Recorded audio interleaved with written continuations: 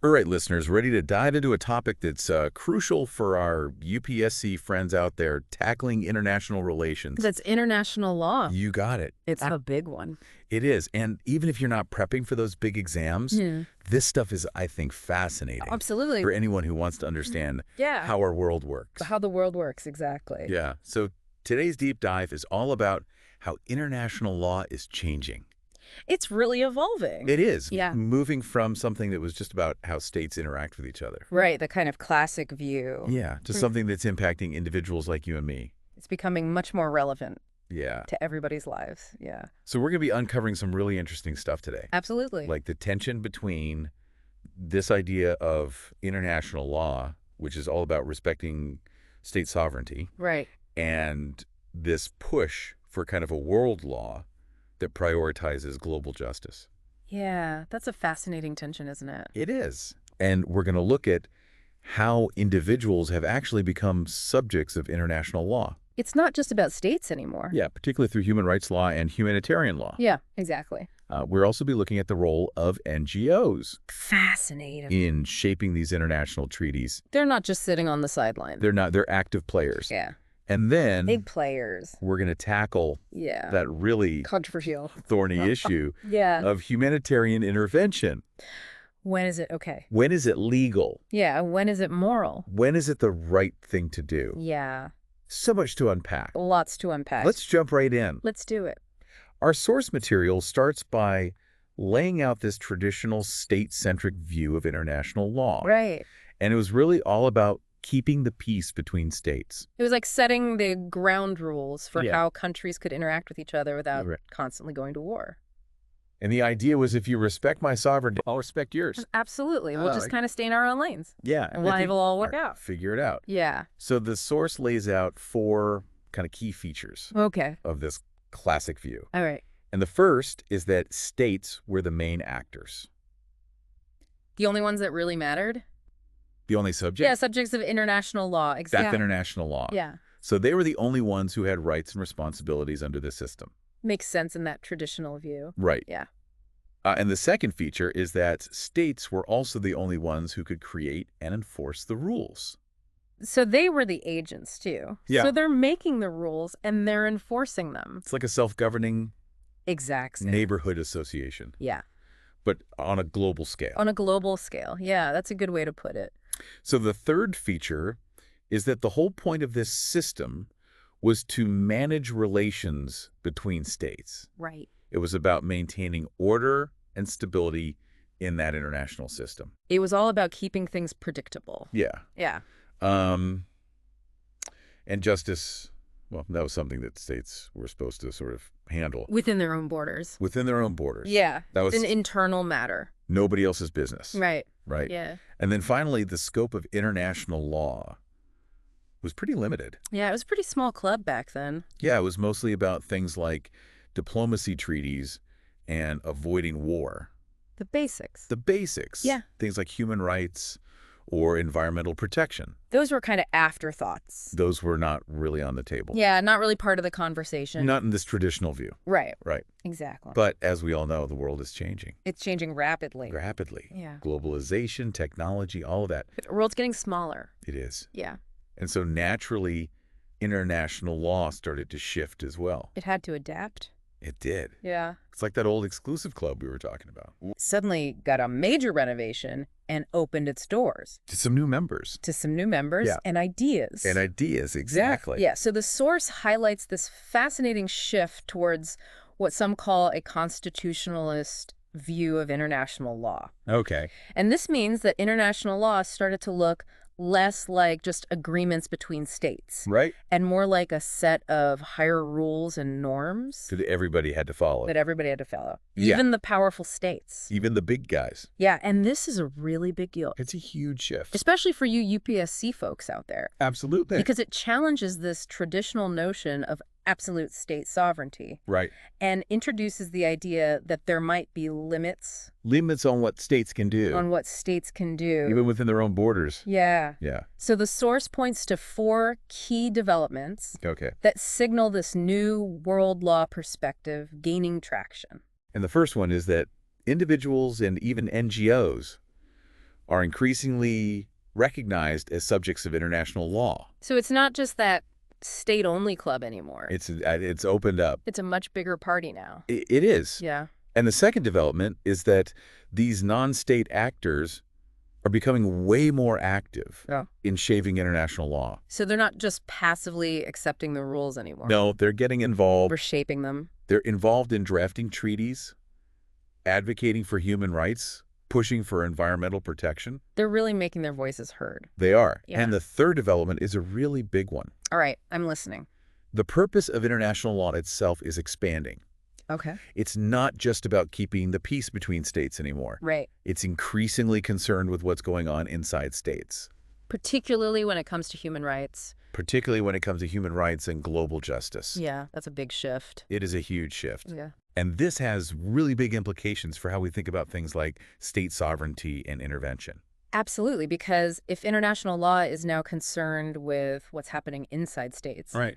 it raises questions about when it's okay to intervene. Right. When does that sovereignty Like, end? yeah.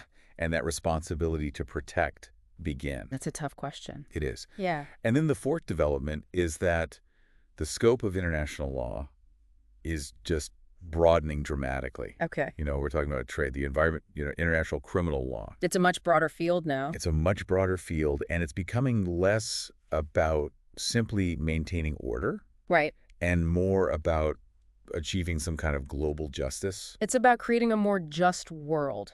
It is a fundamental shift in thinking. Absolutely. So we're left with this dilemma. Okay. On the one hand, Right on me. we have international law, Right. which prioritizes that state sovereignty. Hands off. Yeah. You stay in your lane, I'll stay in mine. But then on the other hand, we have this emerging world law Right. that's all about global justice and holding states accountable For their actions. for their actions Yeah. and potentially even intervening Right. in their affairs. Freaky. So how do these two ideas coexist? That's the million-dollar question. It is. And it leads us to that really controversial topic that we mentioned at the top of the show, Humanitarian intervention. humanitarian intervention. Okay. When is it legal or even moral for one state or a group of states to intervene in the affairs of another state, Even if it means violating their sovereignty. even if it means violating their sovereignty? Yeah, that's the tough part. And this is especially relevant Oh, yeah. for those UPSC exams, folks. Absolutely. This is a hot topic Yeah. in international relations. So the source points out this really interesting contradiction Okay. in international law. All right. On the one side, you have the UN Charter, The big one. which very clearly emphasizes the principle of non-intervention. Right. States are supposed to respect each other's sovereignty. Stay out of each other's business. Don't interfere in their internal affairs. Right. But then on the other side, Okay. you have these legal instruments like the Genocide Convention Right. and various human rights treaties Okay. that seem to require states to take action When really bad things are happening. when atrocities are happening, Yeah, like genocide or crimes against humanity. even if it means intervening in another state's territory. So it's like two sets of rules that are pulling in opposite directions. They are. Yeah. So which principle wins out? Right. Which one takes priority? Yeah, state sovereignty, Or or the responsibility to protect human life. it's a tough call. It is a tough call. Yeah. And that's where things get really messy. Messy indeed. The source uses the 1999 intervention in Kosovo Okay. as a case study. Interesting case. So NATO, led by the U.S., intervened militarily to stop the violence against ethnic Albanians Right. in Kosovo, which was part of Serbia at the time. Yeah. A very complex situation. Very complex. Yeah. But the UN Security Council did not authorize this intervention. So it was technically illegal? Technically illegal Under international law. under international law. Yeah. Yet many people argued it was morally justified. Right. Given the humanitarian crisis that was unfolding? Given the humanitarian crisis, Yeah. even Kofi Annan, Okay. who was the UN Secretary General at the time, Right. admitted that while the intervention might not have been strictly legal, It raised some really important questions. it did Yeah. about the limits of sovereignty. Like, how far does sovereignty go Yeah. when people are being killed? Exactly. Yeah. And he proposed this idea of responsible sovereignty, I like that. Yeah. Responsible sovereignty. suggesting that a state's right to rule Shouldn't be absent. should be conditional Yeah. on its willingness to protect its own citizens. So you have a responsibility to your people You do. if you want to claim that right to rule. And that's precisely how the responsibility to protect doctrine, or R2P, came about. Right. It aims to create this legal and moral framework Okay. for humanitarian intervention when a state fails to protect its people From mass atrocities. from mass atrocity. Right. But if Even R2P is controversial. it's super controversial. Some people see it as a necessary tool to prevent genocide yeah. and other crimes against humanity, Right. while others fear that it could be used as a cover for Neocolonial interventions. neocolonial interventions. Powerful countries meddling in the affairs of weaker ones. Exactly. Yeah, that's a valid concern. So we're left with this ongoing tension He's pushing core. between upholding state sovereignty Right. and ensuring global justice. Two very important principles. They are. Yeah, And international law wants to respect states' rights, of course. but it also recognizes that sometimes states need to be held accountable For their actions. for their actions, Even if it means stepping in. even if it means intervening. Yeah, it's a tough balance. It is a tough balance. Yeah. Now let's turn to another key player Okay. in this whole system, All right. the International Court of Justice, Often called the World Court. often called the World Court. Yeah. So Big institution. it is. Yeah. And it's the main judicial body Of the United Nations. of the United Nations. Right. And its role is to settle legal disputes between states That's the main gig. and to offer advisory opinions Right on tricky legal questions. on really complicated legal questions Yeah. that states might have. Exactly. Sounds pretty powerful. It is in theory. Yeah. So how does this World Court actually work? So can it force countries to do what it says? That's the big question, isn't it? Yeah. So the ICJ is made up of 15 judges. Okay. They're elected for 9-year terms Okay. by the UN General Assembly and the Security Council. Okay. And they hear cases brought by states, So individuals individuals and NGOs. can't go to the ICJ. They can't take their grievances directly to the ICJ. So even the World Court has its limits. It does. It has some pretty significant limitations. So what kind of cases does it typically handle? Well, it's had some pretty impressive successes over the years. Okay. It's settled border disputes. Okay. One even led to what's known as the Soccer War The Soccer War. between El Salvador and Honduras. Wow. It's also clarified maritime laws, like who can fish where. Okay. And it's issued influential advisory opinions Good. that have shaped international relations. So it can actually make a difference? It can. It absolutely can. Okay. But it also faces some very real limitations Okay. that you need to understand, especially if you're a UPSC aspirant. Okay. Lay it on us. So first, as I mentioned, it can only deal with disputes between states. Right. That means a whole host of issues, especially those affecting individuals or non-state actors. Right. They fall outside its jurisdiction. That seems like a major gap. It is a major gap, especially as individuals are gaining more recognition Right. under international law. Exactly. And then there's another hurdle. Okay. The ICJ doesn't have what's called compulsory jurisdiction. Okay. This means that states have to agree in advance to be bound by its decisions. So they can just opt out They can opt out. Even if they've agreed in advance, they can back out later if they don't like the outcome. if they don't like the outcome. So it's kind of like taking your case to court, but the other side can just say, Nope, not playing by your rules. yeah, doesn't seem very effective. It can undermine the court's authority. For sure. Yeah. And the source gives an example that's pretty relevant for Yeah. our UPSC listeners. Okay. The U.S. actually withdrew from this optional clause in 1984 Right. when Nicaragua challenged their actions in mining Nicaraguan harbors. Yeah, that's a famous example. Yeah, it's like, rules for thee, but not for me. Exactly. And Right. it undermines the whole point of having a global court. Yeah. And then there's the criticism, particularly from developing countries, Yeah. that the ICJ has historically favored Western interests. That's a common critique. Though, to be fair, Yeah. it's a complex issue It is a complex issue. with different perspectives. Yeah, it's not a simple black and white situation. So the ICJ, It's powerful. it's powerful. It has a noble mission. It It's does trying to apply the rule of law. to international relations. Exactly. But it also faces serious challenges It does. that limit its effectiveness. In truly upholding global justice. And this tension between Ideal. the ideal and the that's- reality. It's fascinating. It is fascinating. Yeah. What stands out to you from this whole discussion about the ICJ? Well, I think it's amazing that we even have a world court. It is amazing. It's a testament to our desire Yeah, for a more peaceful and just world. it is. Even if it's not perfect, it's a step in the right direction. And its strengths and weaknesses Hmm. really highlight this ongoing struggle Yeah. to create a system of international law Right. that's both effective and fair. It's a work in progress, It is. but an important one. You know, it strikes me that even with these limitations, Yeah. the very existence of the ICJ Yeah. is this testament to the human desire for a more peaceful And and just world. yeah, And it's an ongoing project, it is. and understanding its evolution is key, Absolutely. especially for anyone interested in international relations. Yeah. So we're going to delve into a few more Juicy details. juicy details About international law about international law. in our next segment. So stay tuned. Stick around.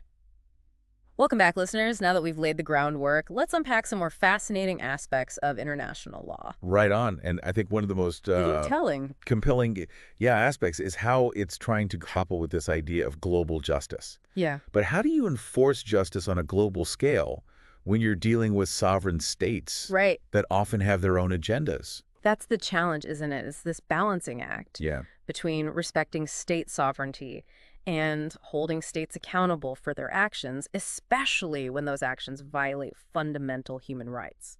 And our source kind of delves into this by exploring this concept of international crimes. Okay. So these are acts that are so heinous Right. that they're considered crimes against the entire international community. Not just against the individual victims or the state where they occurred. It's like They're crimes against humanity itself. against all of us. Yeah, exactly. So think of things like genocide crimes against humanity, war crimes, aggression, Really bad stuff. the really bad stuff. Yeah.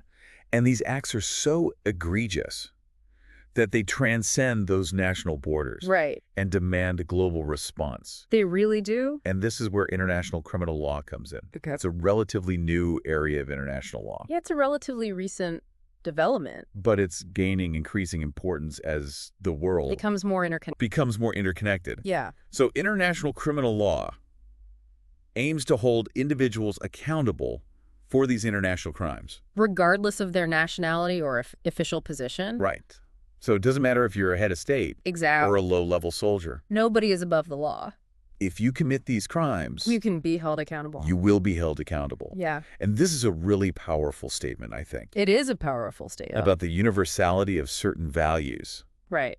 and the limits of state sovereignty. It's a recognition that some crimes are so horrific Yeah, that they can't be justified by any state, right. no matter what. And the source highlights the International Criminal Court, The ICC. or the ICC, Yeah. as a key player in this field. Big player. So it's a permanent international court Right. that investigates and prosecutes individuals. Who are accused of the most serious international crime. And it's based in The Hague. In the Netherlands. Right. Yeah. And it's the first and only permanent international court with jurisdiction to prosecute individuals for the crime of aggression. So this means that state leaders can be held personally accountable Wow. for acts of war. That's huge. It's a big deal. Yeah, holding those powerful leaders accountable for starting wars. It's a major step forward. So how does the ICC actually work? Well, Can it just like swoop in and arrest anyone?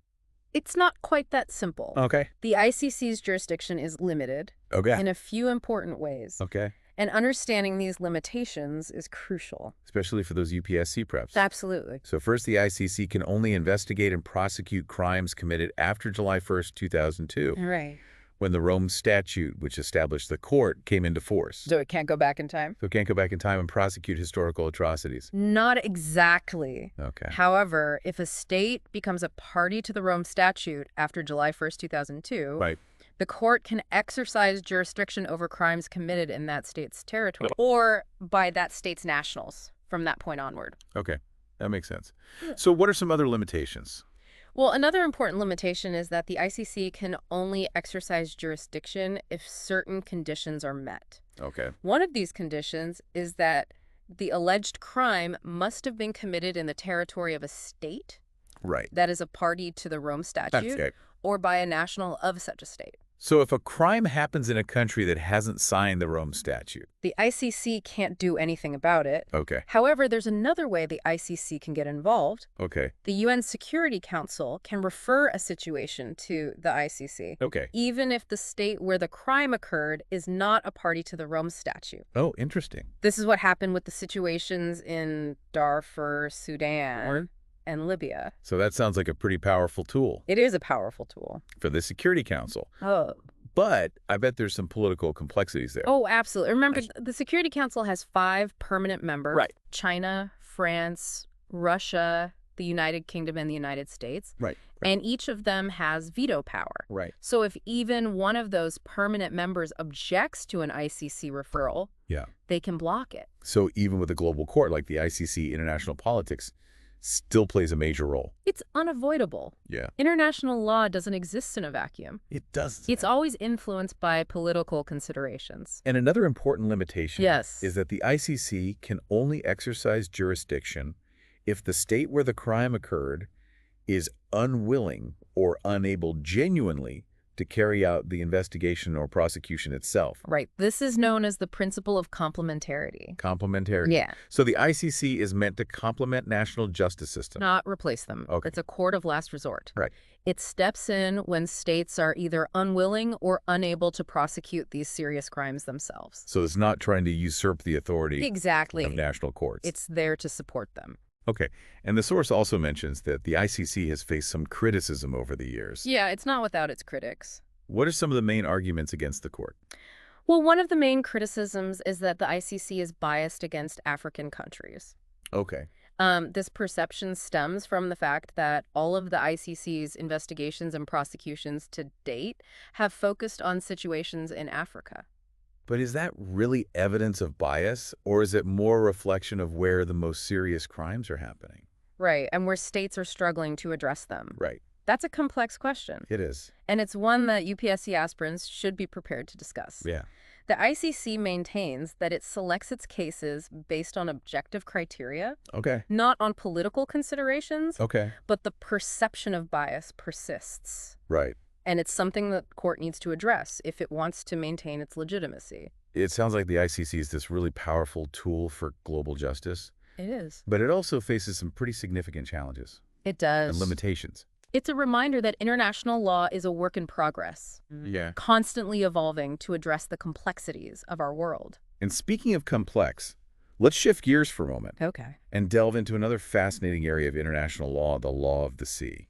All right, let's set sail. Aye, Captain. Imagine a world where countries could claim vast swaths of ocean as their own, Okay. restricting navigation fishing and resource extraction by others. Okay. I can see where this is going. That's precisely the kind of chaos that the law of the sea aims to prevent. So what exactly is the law of the sea? Right. And why should we care about it? Good question. So the law of the sea is a body of international law that governs the rights and responsibilities of states in their use of the world's oceans. Okay. It covers a wide range of issues, including navigation, fishing, environmental protection, and the exploitation of marine resources. Sounds like a lot to cover. It is a lot. But why is it so important to have international rules governing the oceans? Well, the oceans are vital to our planet. They are. They cover over 70% of the Earth's surface. Right. And they play a crucial role in regulating our climate, providing food and resources, and supporting biodiversity. Right. I remember learning in school about how the oceans absorb a huge amount of carbon dioxide Exactly. from the atmosphere. That's right. They're a major carbon sink. Yeah. And they're also a major source of food, Right. with billions of people relying on fish and other seafood for their livelihoods and nutrition. So if there were no rules governing the oceans, wouldn't that lead to conflicts Absolutely. over resources and potentially damage the marine environment? It would be a free-for-all. Yeah.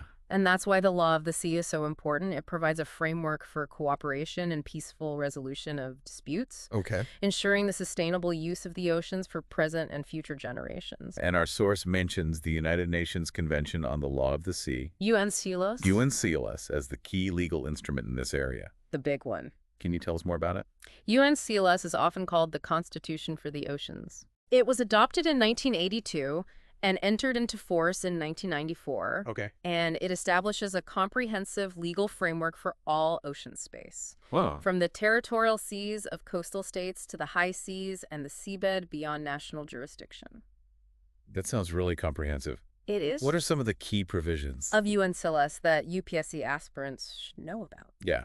Well, one of the most important concepts introduced by UNCLOS is the Exclusive Economic Zone, or EEZ. Okay, the easy. Yeah, this gives coastal states sovereign rights over the exploration and exploitation of marine resources, Okay. including fish stocks, oil and gas deposits, and other minerals. Yep. within 200 nautical miles from their coastlines. So essentially, it extends a country's economic control over a significant portion of the ocean. Exactly. It's a major development in international law and has had a profound impact on coastal states' management of their marine resources. What about freedom of navigation? Right. Does UNCLOS restrict ships from sailing through other countries' EEZ?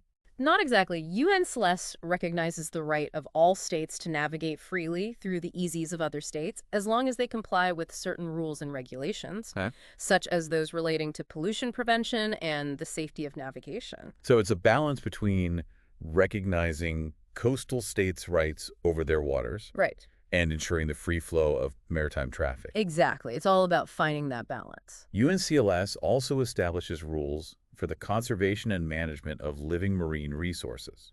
Right, particularly fish stocks. Okay.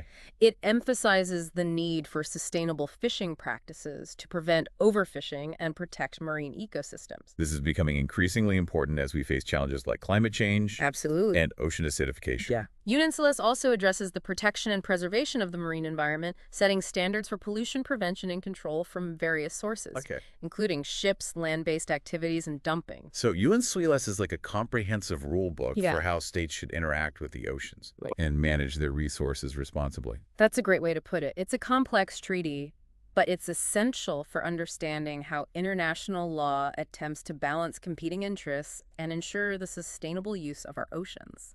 This has been a really insightful dive into the law of the sea. Yeah, it's a fascinating area. And I think it highlights the interconnectedness of our world Absolutely. and the need for global cooperation You're right. to address these common challenges. We're all in this together We are. when it comes to the oceans. And it's a prime example of how international law is evolving It's adapting. to meet the demands of our changing world. Yeah, it has to keep up with the times. But let's not forget, dear listeners, that international law isn't just about oceans and distant tribunals. Right. It also touches on issues that directly impact our daily lives. Like trade and economic relations. Exactly. In our next segment, we'll explore that fascinating world of international economic law Looking forward to it. and how it shapes the global marketplace. It's a big one. So stick around. Welcome back to the Deep Dive, listeners. We're wrapping up our exploration of international law. And in this final segment, we're turning our attention to something that affects all of us every single day, the global economy. Yeah, international economic law. It's a big one. It is. It's all about the rules and regulations that govern trade, investment, and financial transactions across borders. It's the stuff that makes the world go round. It is. It's a massive and complex field, It is. but incredibly relevant, especially for those UPSC aspirants out there aiming for a career in diplomacy or international affairs. Absolutely. If you want to understand how the world works, you got to understand international economic law. So let's break it down. Why is international economic law so important? Okay, good question. What's the big deal about having rules for how countries do business with each other? Well, imagine a world without any agreed-upon rules for international trade. Okay. Each country could just slap tariffs on imported goods, discriminate against foreign companies, and manipulate their currencies to gain an unfair advantage. Right. It would be like a global Wild West of trade, Exactly. with everyone trying to outsmart and outmaneuver each other. It would be chaos. Not exactly conducive to a stable and prosperous world economy. Not at all. So international economic law aims to prevent that kind of chaos. Right. It provides a framework for fair and predictable trade, encourages foreign investment, and helps stabilize the global financial system. It's all about creating a level playing field. And our source highlights a key player in this game, the World Trade Organization, or WTO. The WTO, it's a big one. Can you tell us more about what the WTO does and why it's so important? So the WTO is like the referee of global trade. It has over 160 member countries, and its main goal is to ensure that trade flows as smoothly, predictably, and freely as possible. Okay. It does this by providing a forum for member countries to negotiate trade agreements, settle trade disputes, and monitor national trade policies. So if two countries are having a trade spat, they can go to the WTO to sort it out. Exactly. The WTO has a dispute settlement system that's kind of like an international court for trade. Okay. If one member country believes another is violating WTO rules, they can file a complaint, and the WTO will hear the case and issue a ruling. Sounds like a pretty effective way to enforce the rules of the game It can be very effective. and prevent countries from resorting to trade wars. It's helped prevent a lot of trade wars. But the source also points out that the WTO has faced some criticism over the years. Of course, no institution is perfect. What are some of the main arguments against the organization? Well, one of the main criticisms is that the WTO's rules can sometimes favor developed countries over developing ones. Okay. Some argue that the WTO's focus on free trade